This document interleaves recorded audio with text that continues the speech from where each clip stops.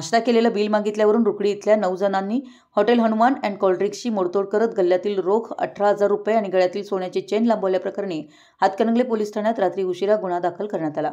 हातकणंगले तालुक्यातील रुकडी इथल्या छत्रपती शिवाजी महाराज चौकानजीक पद्मश्री जिनेश्वर देसाई यांच्या मालकीचं hotel Hanuman and cold drinks hotel असून ते पद्मश्री देसाई आणि मुलगा विजय देसाई चालवतात।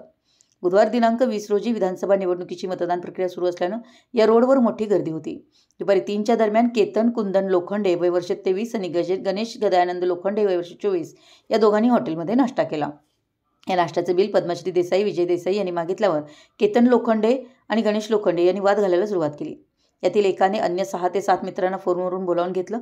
या सर्वांनी मिळून हॉटेलची दगड आणि काचेच्या बाटल्या फेक करून मोडतोड केली। तर गणेश लोखंडे यांनी गल्ल्यातील 18,000 रुपये काढून घेतले। तर केतन लोखंडे यांनी विजय देसाई यांच्या गळ्यातील अंदाजे 2 तोळे सोन्याची चेन हिसकावून काढून घेतली। याबाबतची तक्रार रात्री उशिरा हातकणंगले पोलीस ठाण्यात झाली असून यामध्ये केतन कुंदन लोखंडे वय वर्ष 23, गणेश दयानंद लोखंडे वय 24, राहुल संजय लोखंडे वय 26, हर्षल विलास शिंदे वय 24, गोविंद गोटू डुबल वय 26, अक्षय दीपक लोखंडे वय 26, दीपक पोपट लोखंडे वय 27, शुभम शंकर लोखंडे वय 22, सिद्धार्थ दगडू लोखंडे वय 28 सर्व राहणार रुकडी यांचा समावेश आहे। अधिक तपास पोलीस निरीक्षक शरद नेमाने यांच्या मार्गदर्शनाखाली सहाय्यक पोलीस निरीक्षक माने करीत आहेत।